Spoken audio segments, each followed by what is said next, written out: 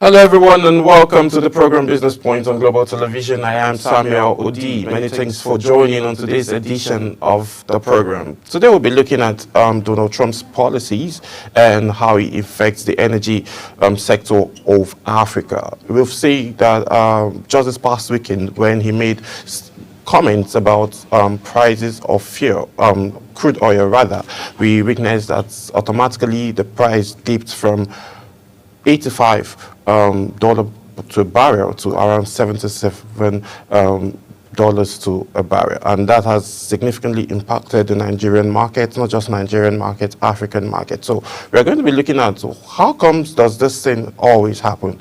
He is far away, over thousands kilometers away, and his policies makes impacts, sometimes positives, most times sometimes negative, on Nigerian economy and Africa at large. Now, this current price, Nigeria is actually very, very strong in terms of crude oil production, which is one of the major sources of revenue generation for the country. So now looking at Donald Trump's policies of, deportation, which is very, very strong, and as well as buying America first before every other country, and also increasing tariff hikes for China and every other country. Now, we're going to be looking at it from the aspect of how it's going to be affecting a country like Nigeria, the African continent at large. I have a guest who will be joining me virtually from Scotland, who will help us understand most of these talking points on how Donald Trump's policies tend to affect Nigerian economy and individuals in Africa. So you just sit back and relax. We'll be right back after this break.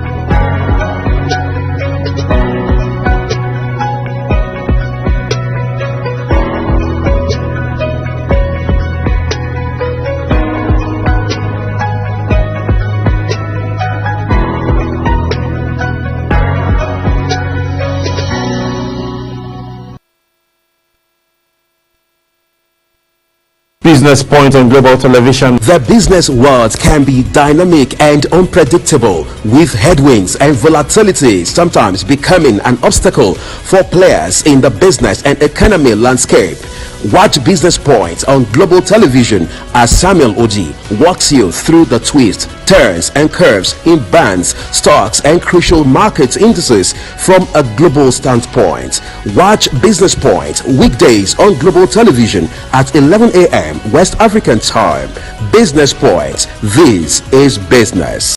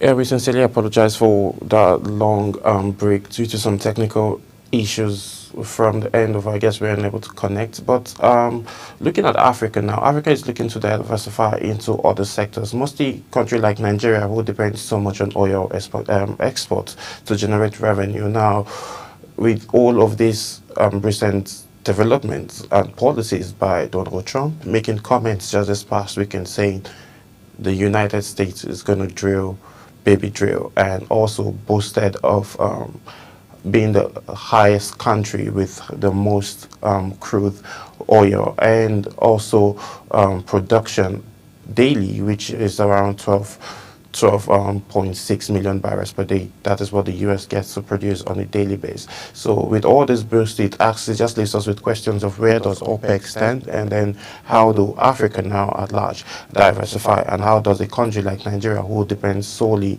on oil production and exploitation, to be able to generate revenue for its economy. Now this is just a wake-up call for Africa, and this is a wake-up call for Nigeria, for businesses around these sectors to be able to diversify and venture more into other productive avenues, just like in Nigeria here, we could say cocoa farming and also agriculture. We witnessed last year that cocoa generated more than gold in Ghana, which saved them up to around 5.7 billion dollars from cocoa revenue generation that was in Ghana last year. So now Nigerians and Africa at large are beginning to diversify their exportation and also their reliance and dependence on other sectors like agriculture to be able to have revenue generated into the economy, as well as looking at technology, AI,